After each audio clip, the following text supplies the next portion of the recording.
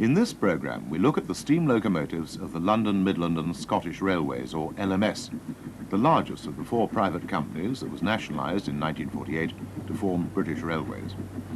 Appropriately, for the largest company, it had the largest and most powerful express passenger locomotives, Sir William Stanier's Duchesses, one of which, 46229 Duchess of Hamilton, is owned by the National Railway Museum at York. It works today over former LMS lines, including the celebrated Settle and Carlisle, as seen here.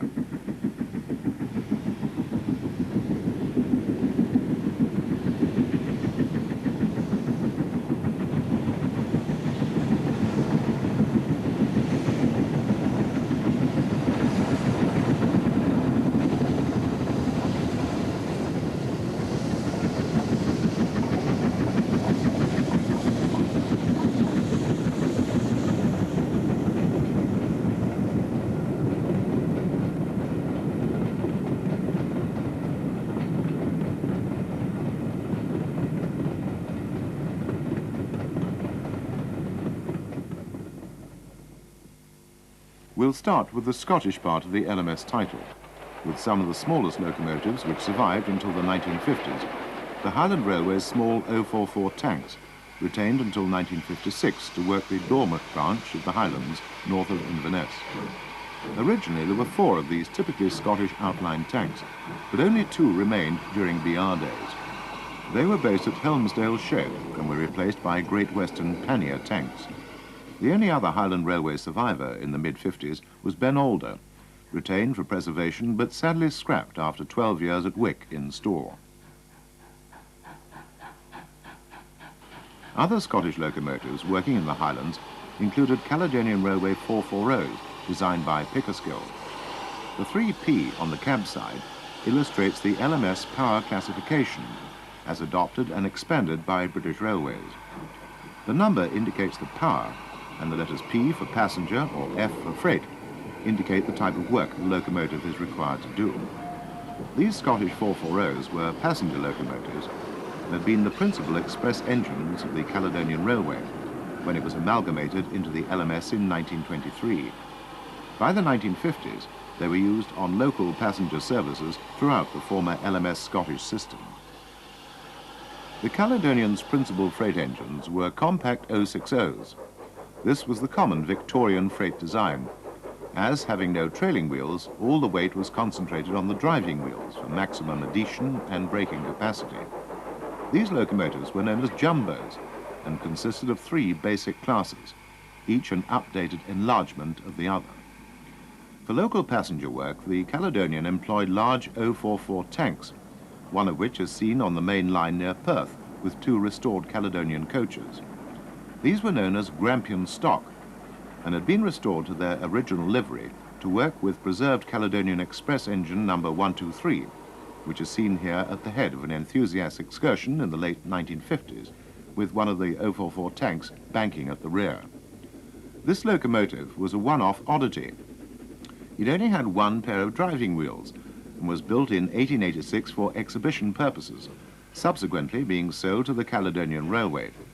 It survives today in Glasgow Museum, displaying the magnificent Caledonian blue livery, as does the sole surviving 044 tank, which works on the Scottish Railway Preservation Society's railway at Bowness on the banks of the River Forth.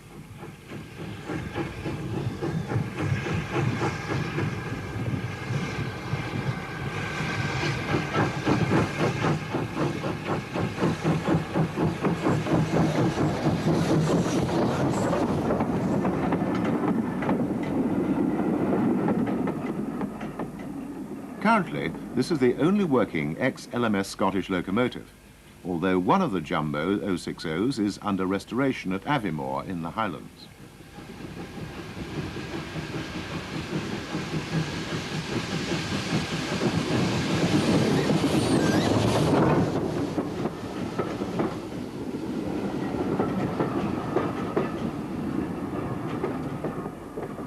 The railway is known as the Forth Valley Railway and operates throughout the tourist seasons, serving a mining museum at Birkhill, where the tank enters the station.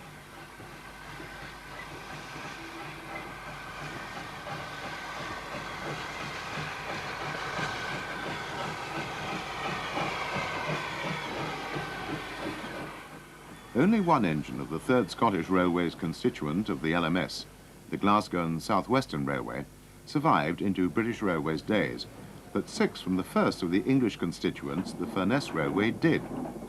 These were all 060 tender engines, 3 of which were in their original form as seen here, and 3 of which had been re-equipped with Lancashire and Yorkshire Railway boilers, as seen on number 52510 on a rail tour to commemorate the class's last work in 1957.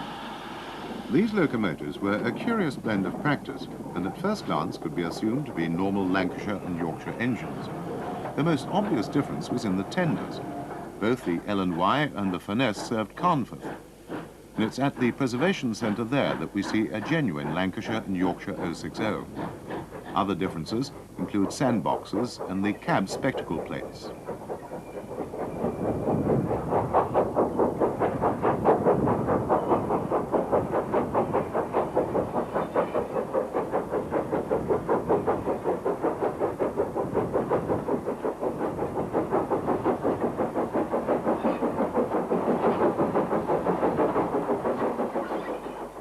Some Lancashire and Yorkshire 060s were rebuilt as saddle tanks, 3 of which survived until 1963 as work shunters with their original LMS numbers at the Lancashire and Yorkshire's locomotive works at Horwich.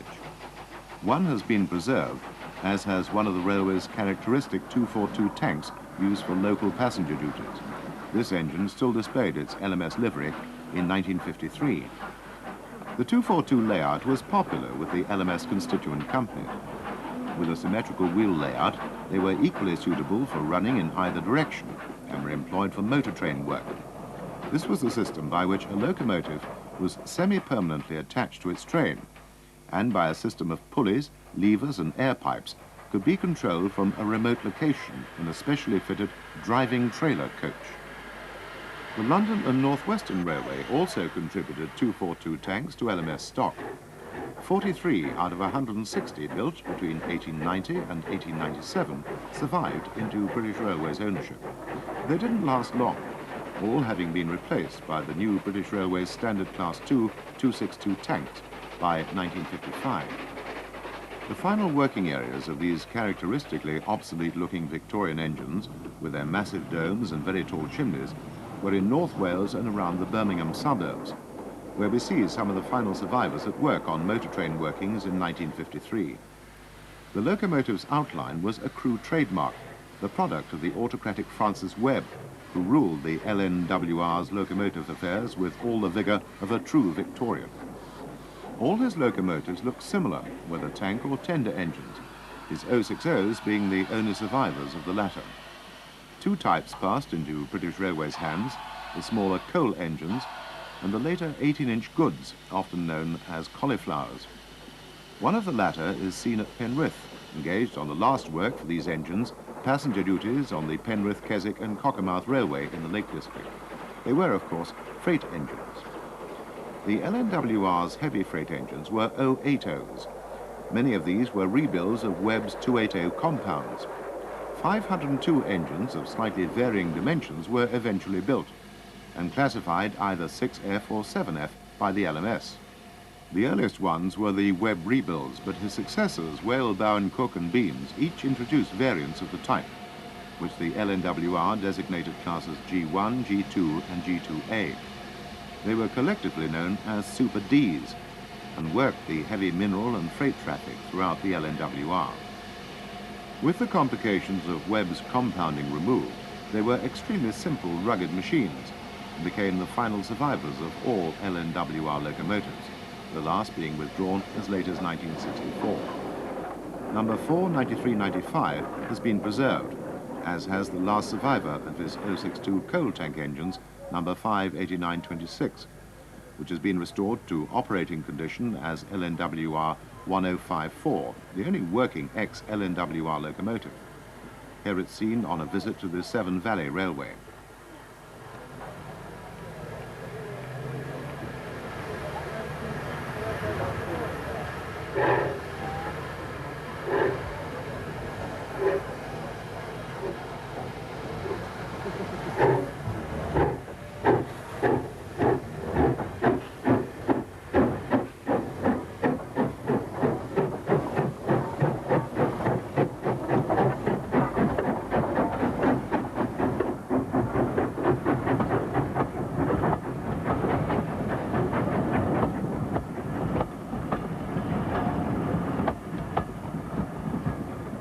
The LNWR had taken over the small North London Railway in 1909, and one of this line's 060 tanks has also been preserved on the Bluebell Railway.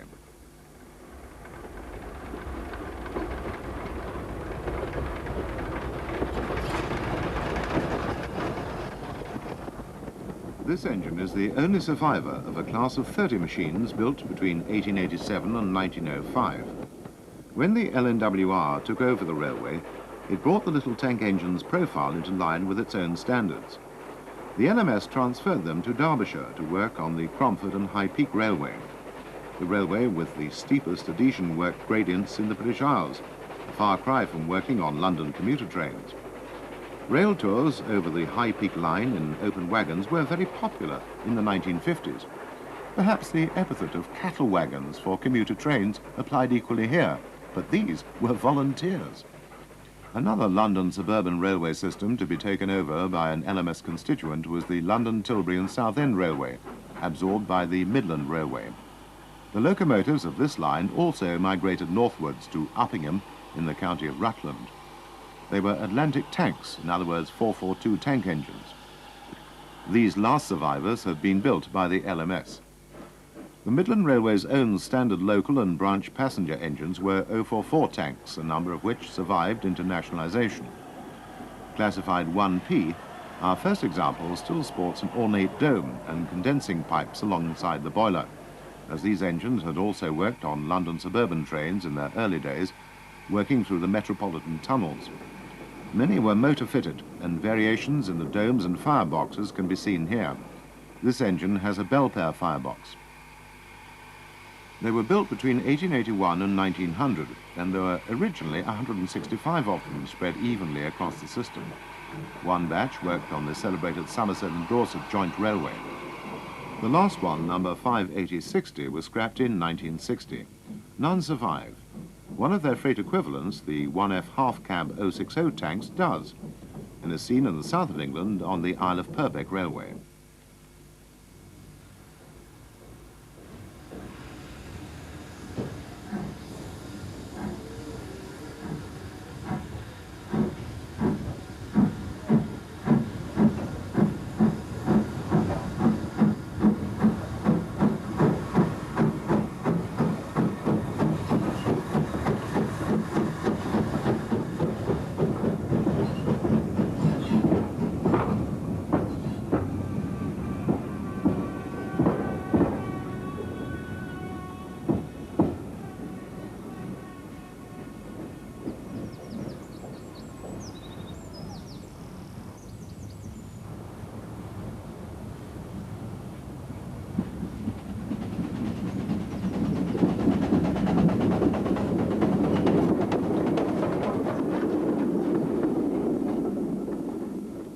The next progression in Midland motive power is naturally the 2F. Theirs was a complicated history with many rebuildings and some reclassifications. The 5'3" driving wheel type was the most numerous, with 865 having been built between 1875 and 1902 to a design by S.W. Johnson.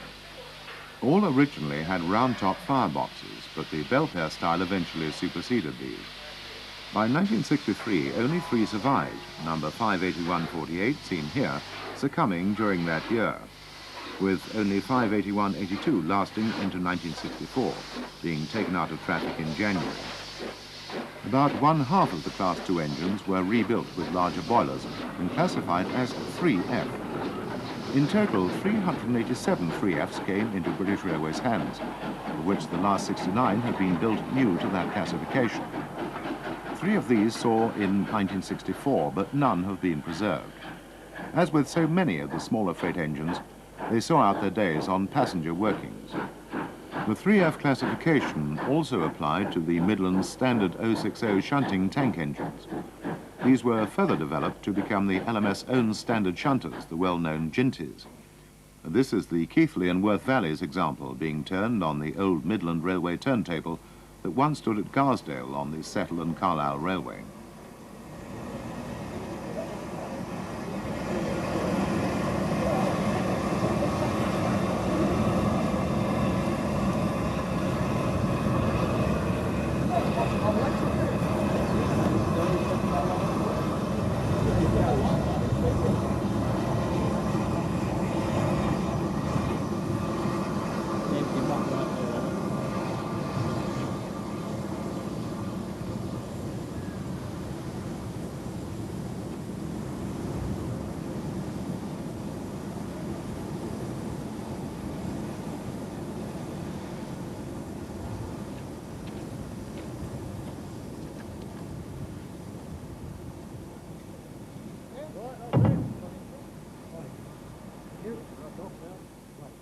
These tank engines were equally at home on local passenger duties, some being fitted with vacuum brakes and train heating for this purpose.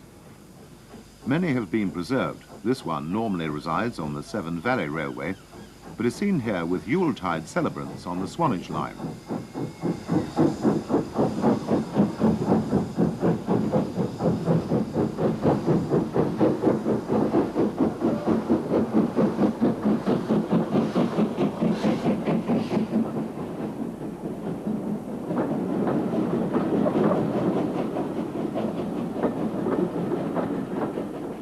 One Jinty has achieved express passenger status, if one believes its livery.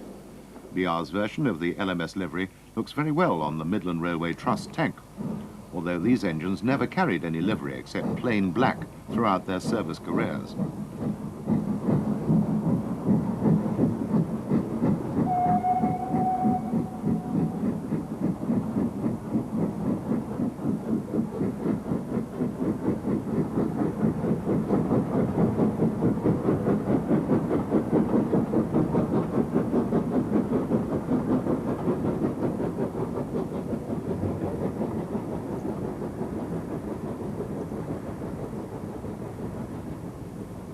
The Midland Trust has been set up to preserve all and any artefacts pertaining to the Midland Railway and has restored a branch line in North Derbyshire based on the small town of Butterley. A large museum complex has been created at Swanage Junction, where we see the Jinty leaving eastbound.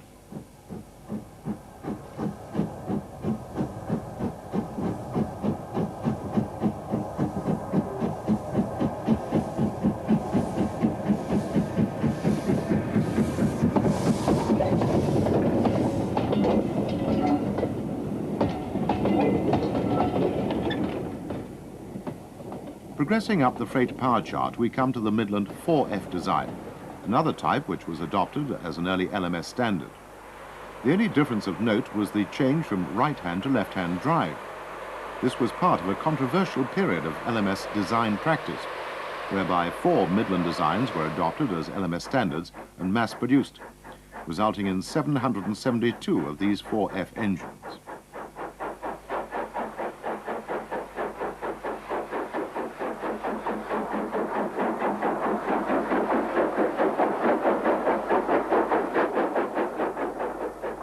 Although the 4Fs were really obsolete before the LMS was created, the Midland had shown that it could produce an effective large freight engine when it introduced a special Class 7F locomotive for the jointly owned Somerset and Dorset Railway.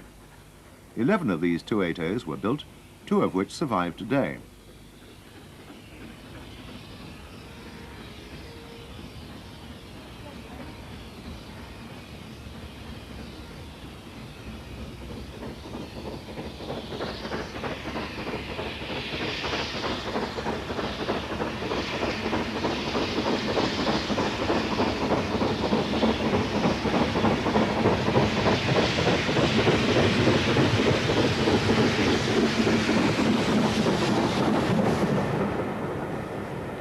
This is 53809 of the series, which was built with a larger diameter boiler, but later rebuilt with the same Midland standard boiler as fitted to the 4Fs. It's another locomotive based on the Midland Trust line at Butterley, but is also passed to work on British Rail main lines, as seen here.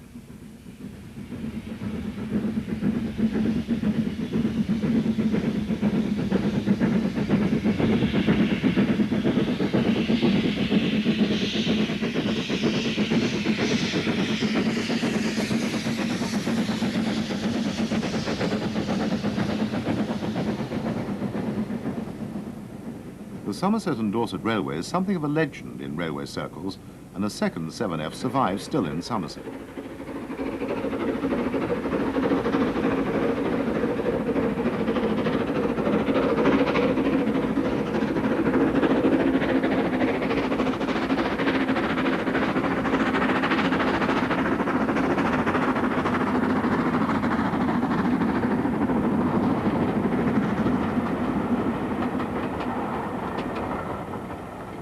The engine is 53808, owned by the Somerset and Dorset Railway Trust, although here it's working in disguise as its long-scrap classmate 53807. This goods train illustrates the engine's real role.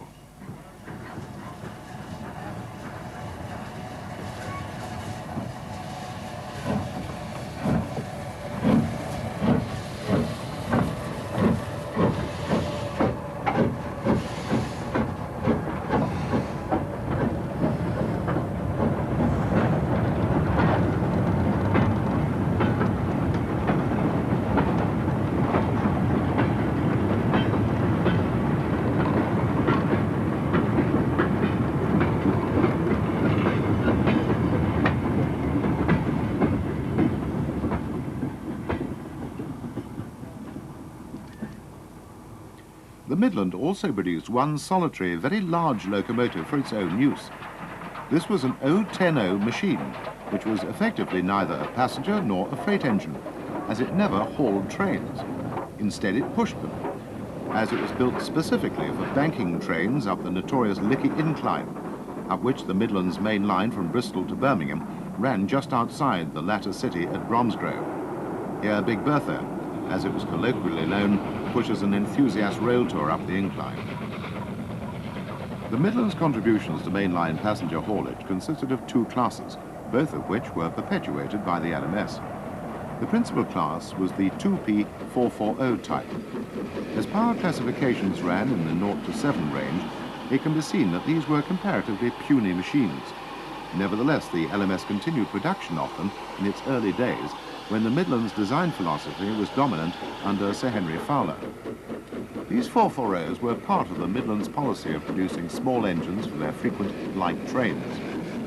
For both freight and passenger trains requiring greater power, the procedure was to simply double up the engines. This, however, was very expensive in maintenance and labour costs, especially on the former LNWR lines, which received stocks of these engines, where they'd previously had larger 460s. They also received the LMS version of the Midland's 4P 440s. These were more powerful than 2Ps and had 3 cylinders employing the compound system of steam propulsion. This was a system whereby pressurized steam was used twice, initially at high pressure in the smaller outside cylinders, and then again at reduced pressure in the single large inside cylinder.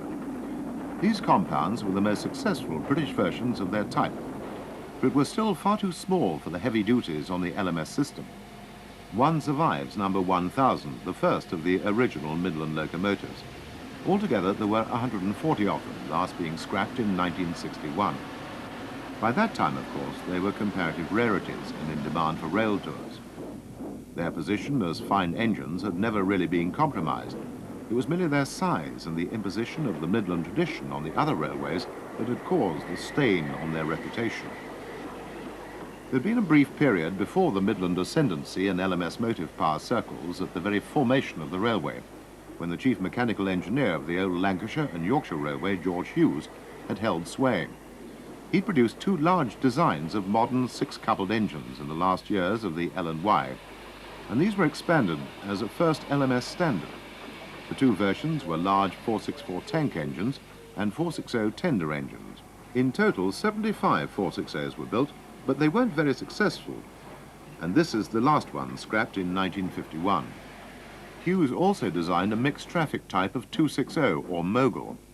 These weren't put into service until after Sir Henry Fowler had taken over and were thus Midlandized before construction took place. The Midland compromisers included a very mismatched and narrow tender, but the large cab and peculiarly positioned cylinders were pure Hughes. The engines were commonly known as crabs, and were by far and away the most successful of the early LMS types. 245 were built between 1926 and 1932, some lasting to nearly the very end of steam in 1967. 2 have been preserved, but have not yet been restored to working order. This is in contrast to the Fowler 262 tanks classified 3P, the last of which is seen here in 1962, and the 264 class 4P tanks, which lasted a little longer. These were rather more successful and were built between 1927 and 1934, the later ones being under the tutelage of Sir William Stanier, who saw sufficient good in them not to change the design. The parallel boiler was the standard ex-Midland design, and the last ones went in 1966. Again, none have been preserved.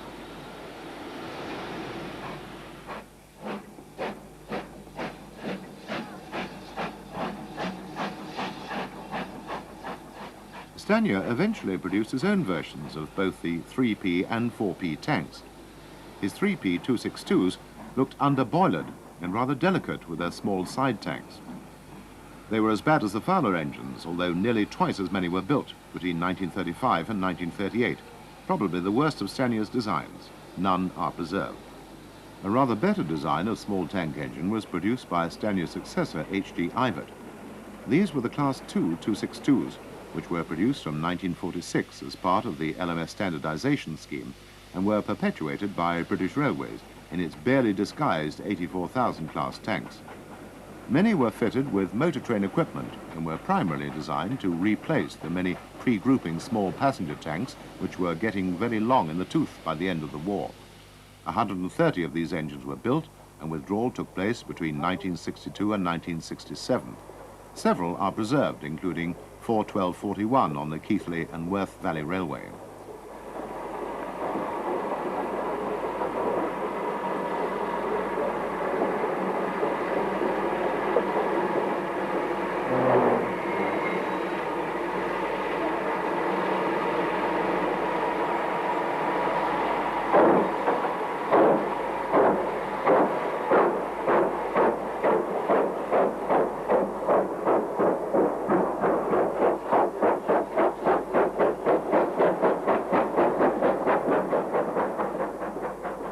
A tender version of the Class II was also produced for light duties over the longer secondary lines.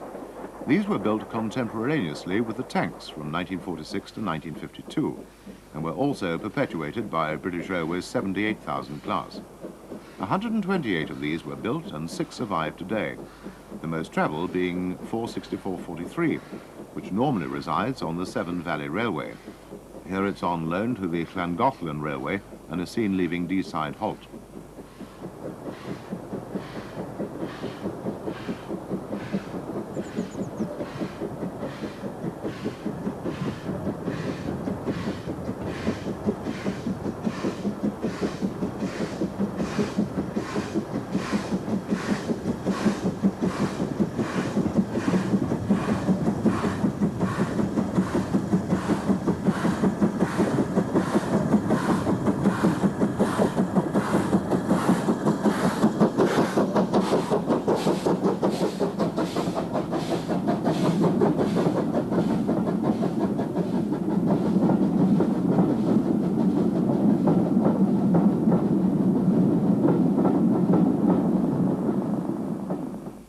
The Llangollen Railway is one of Britain's expanding preserved railway network.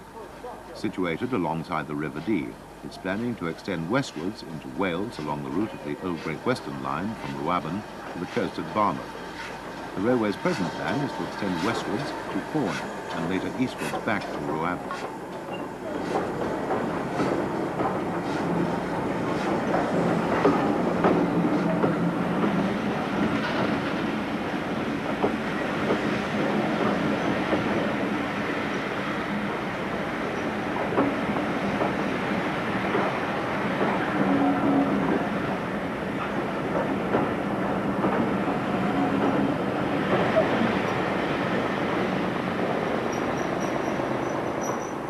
The design of the Ivett moguls was that of pure practicality. Aesthetics played no part in the layout of mechanical gear or practical features. They were an austerity design, which went against many of the traditional design parameters of earlier locomotive engineers. However, they were very efficient and economical, so can be judged a major success.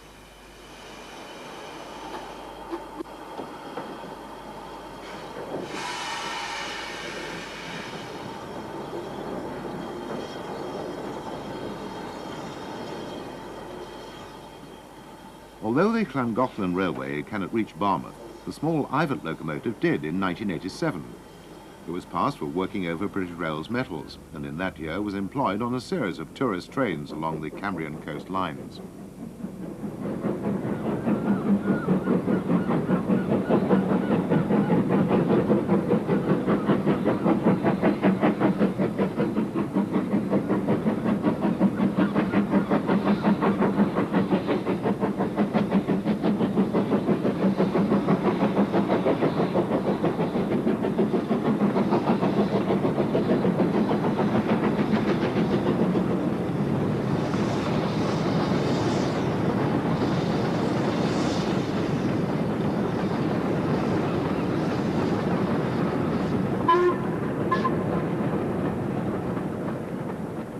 At the other end of the scale is the Stania 8F heavy freight locomotive. These were the LMS's standard goods engines to the end of its days, and 852 of them were produced, not all for the LMS. The design was adopted as a War Department standard, and many were built by outside contractors, including each of the 3 other railways. This engine, seen at its home base of Carnforth in Lancashire, is one of the original LMS engines and is passed for running over BR tracks. During 1991, it was used on a series of workings around the Cumbrian coast, from Carnforth Station via Grangeover Sands, Barrow-in-Furness and Ravenglass to the nuclear reprocessing plant at Sellafield.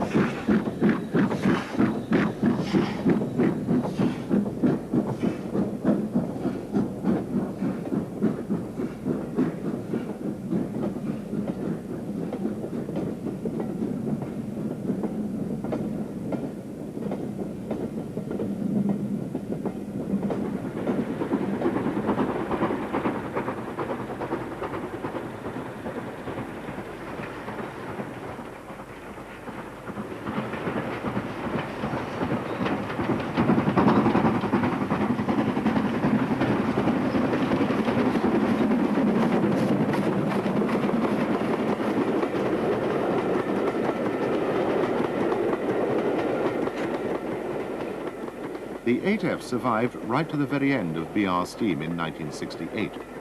Carnforth was one of the handful of steam sheds which finally closed in August 1968, the 8Fs having regularly hauled freight over the West Coast Main Line and the lines in the northwest for over 30 years. These days were recreated in a somewhat surprising fashion in the south of England in 1988, when demonstration freights ran through Salisbury Station, headed by the 8F.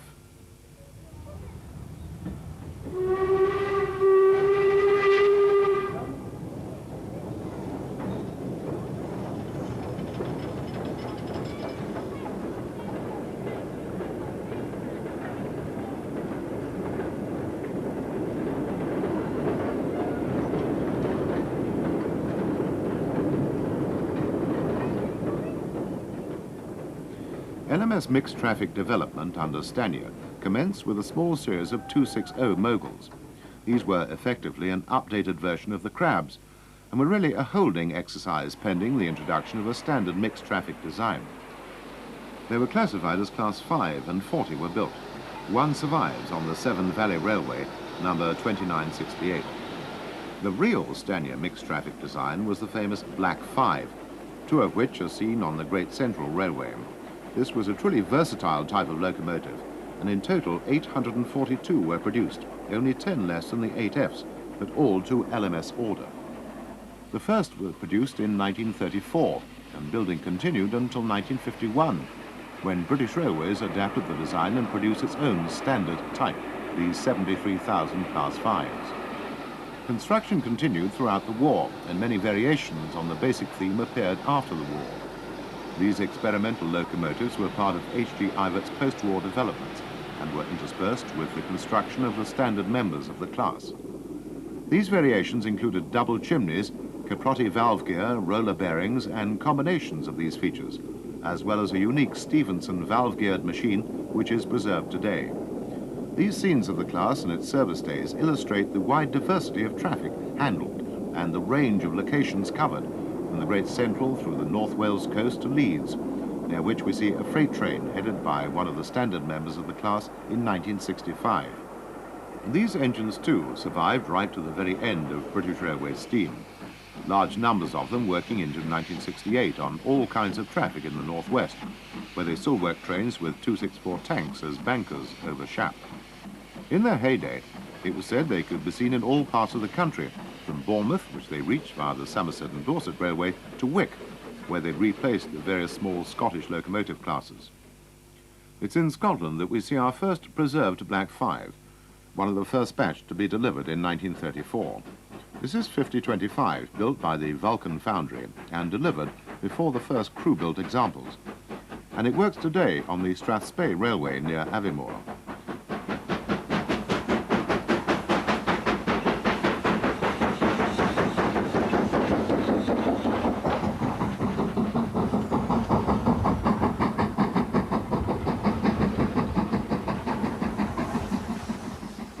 This railway was once part of the Highland Railway's main line from Perth to Inverness, and is one of only 3 ex-main lines to be preserved.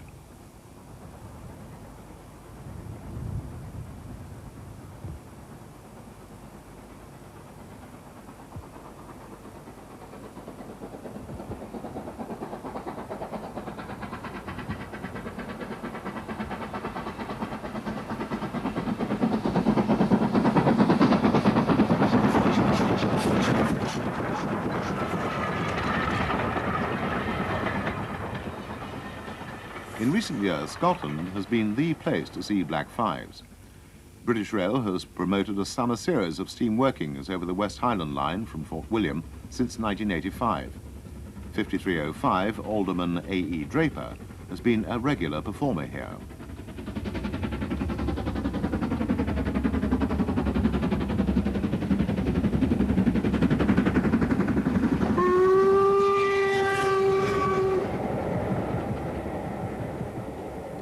One of the 2 Black 5s used on BR's last steam haul passenger train in regular service in 1968 was 44871, which has also been restored and used on West Highland Line services.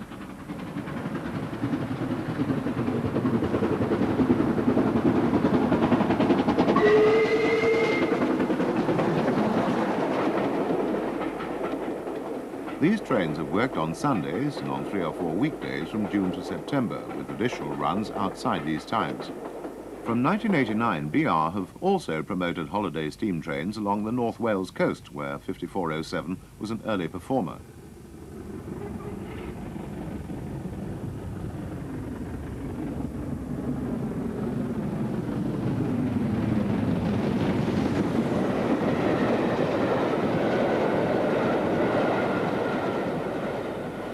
This was one of the regular routes worked by Black 5s in their service days. As has been said, they worked throughout the ex-LMS system, and the preserved examples continue to do that. 5305 reached Bournemouth in 1988, and the same engine got as far as Helmsdale in 1985, not quite to Wick. This is the Midland Trust Black 5 44932, near its home in Derbyshire.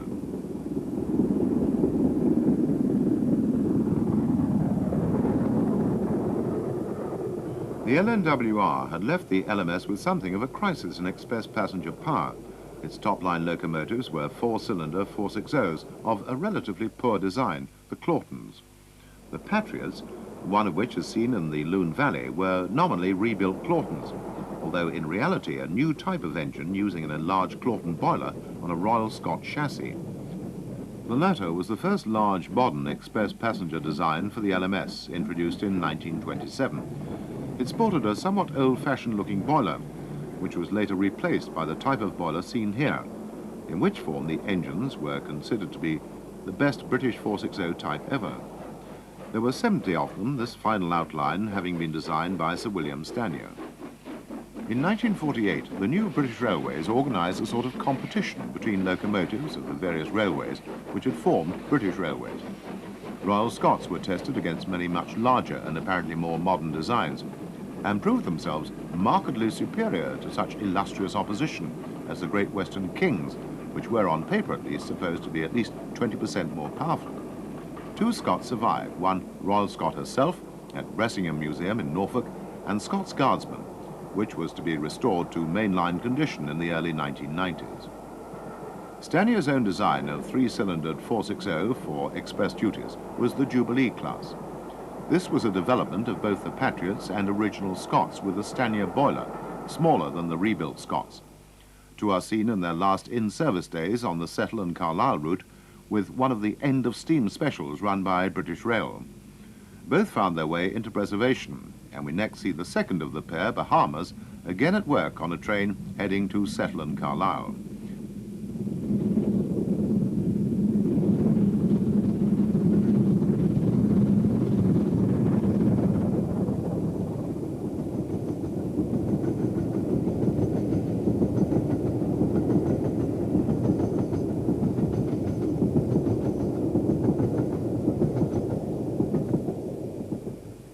This engine was one of a few of the Jubilees to have a large double exhaust chimney, which makes it different to the other two members of the class which have been preserved. Apparently the double chimney made little difference to the locomotive's performance, which had a checkered history, starting badly, but with modifications eventually being very good.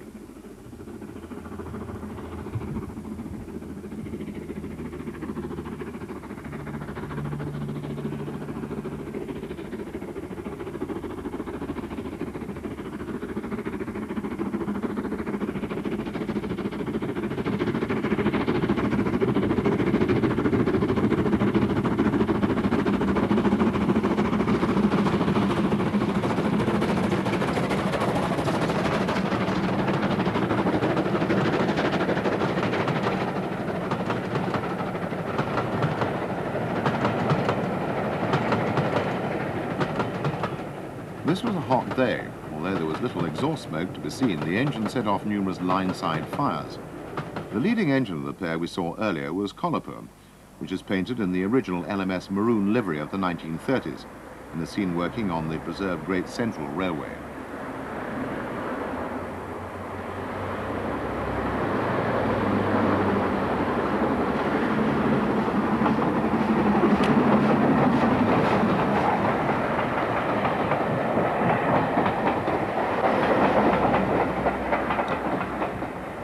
Proper express passenger power didn't come to the LMS until the early 1930s, when Sir William Stanier produced the first of the two types of Pacific locomotives.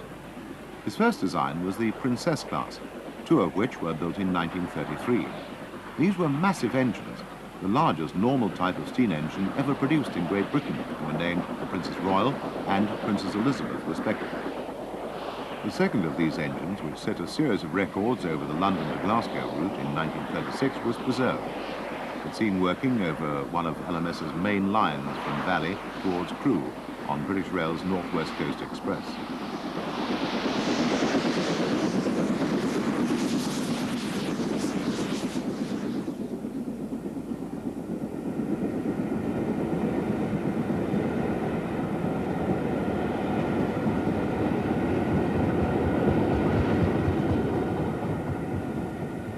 These trains have been promoted by British Rail as tourist runs along the holiday town coastal belt, and have included a run down the branch line to Llandudno, the largest of the towns.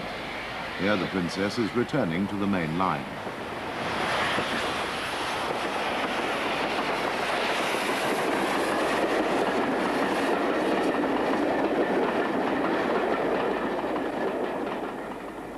The locomotive is owned by a preservation society based at Hereford, but has run throughout that part of the BR system which is approved for steam, with the exception of the Scottish routes. Here she heads out onto the North Wales coast again.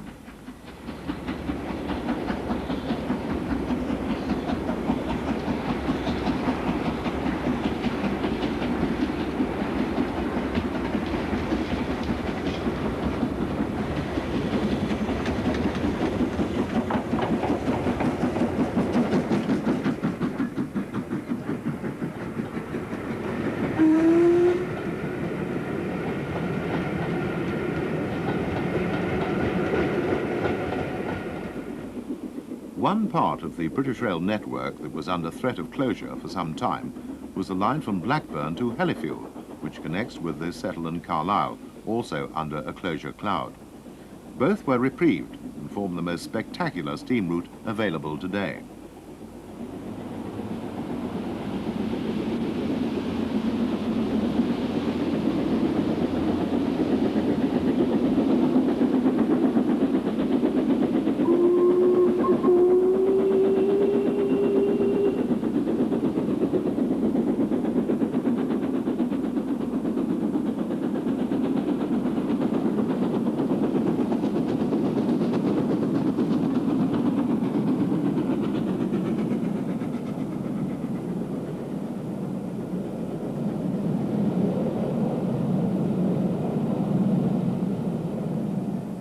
At Appleby on the Settle and Carlisle, an event took place in 1991, the meeting of the two royal sisters, Princess Elizabeth and Margaret Rose. Named after the two daughters of King George VI, it's a happy coincidence that the second preserved Princess Pacific is 46203, the first of an additional 10 locomotives produced to the first Stanier design. This engine joined its sister on the main lines in 1990, owing its existence to Sir Billy Butlin, who bought it from British Rail in the 1960s for display at one of his holiday camps in North Wales.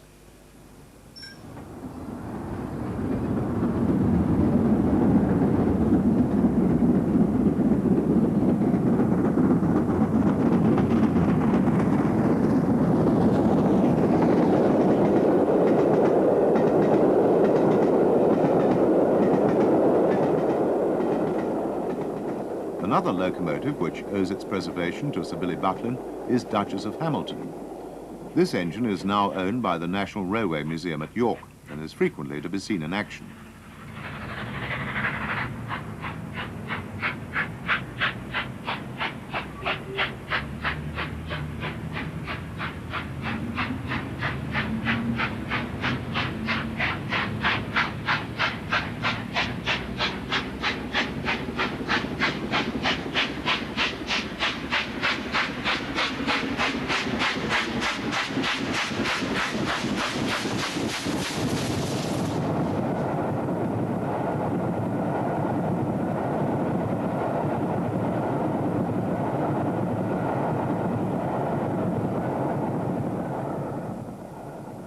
This is one of Sir William Stanier's second Express Pacific design and was to prove to be the largest and most powerful passenger design to work in Britain.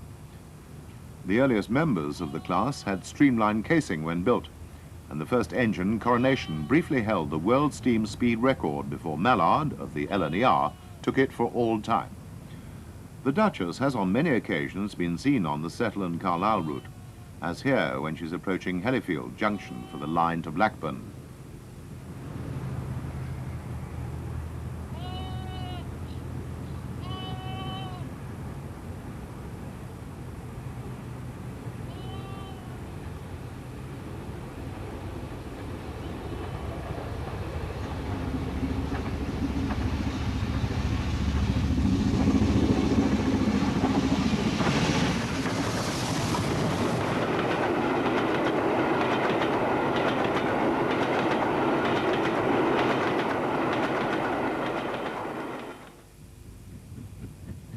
Finally, we see the Duchess high in the Pennines, having just crossed the celebrated Ribble Head Viaduct. 37 of these engines were built, giving the LMS a total of only 50 top-line Express Pacifics. There were 13 Princesses and one experimental turbine-driven engine. This was in contrast to the LNER, its East Coast rival, which had pursued a big engine policy from its inception and had an ample stock of mainline power, and also the Southern Railway, which had 140 Pacifics, for a railway which was much smaller and had pursued an electrification policy. However, as we've seen, the LMS had produced a major standard range of engines in its last years, and this was to be continued under British Railways, as LMS men took over the high positions in the nationalised concern.